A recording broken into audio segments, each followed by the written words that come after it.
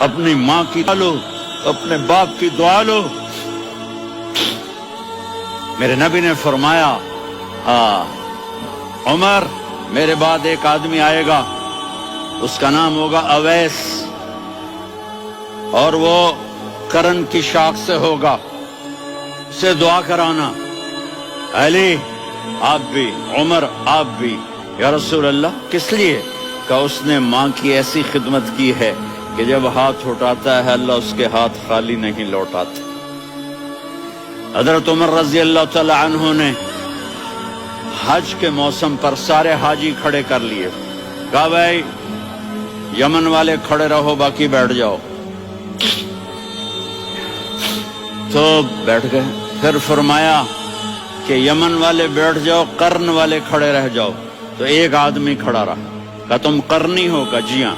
اویس کو جانتے ہو؟ جی میرے بھائی کا بیٹا ہے، لیکن تھوڑا پاگل سا ہے، آپ کیوں پوچھ رہے ہیں؟ حضرت عمر نے فرمایا وہ نہیں، تو پاگل ہے۔ کدھر ہے؟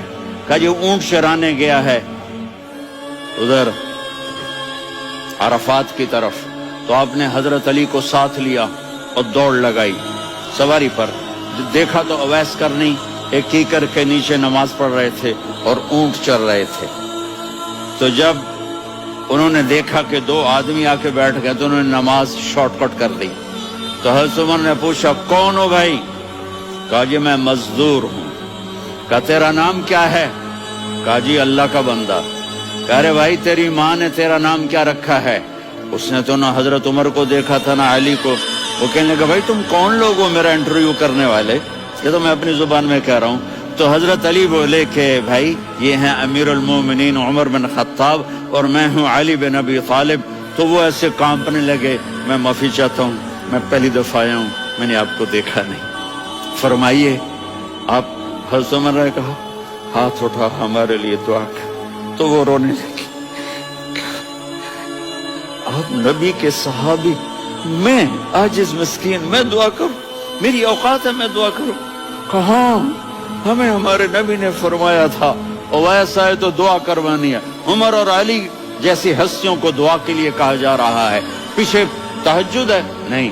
جہاد ہے؟ نہیں۔ علم ہے؟ نہیں۔ نماز ہے؟ نہیں۔ روزہ ہے؟ نہیں۔ زکوٰۃ ہے؟ نہیں۔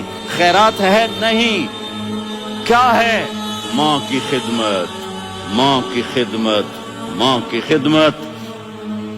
میرے نبی نے فرمایا لوگ جنت میں چلیں گے، اویس چلے گا۔ جب گیٹ پر پہنچے گا تو اللہ کہیں گے اویس کو پیچھے ہٹا دو، باقی اندر چلے جاؤ۔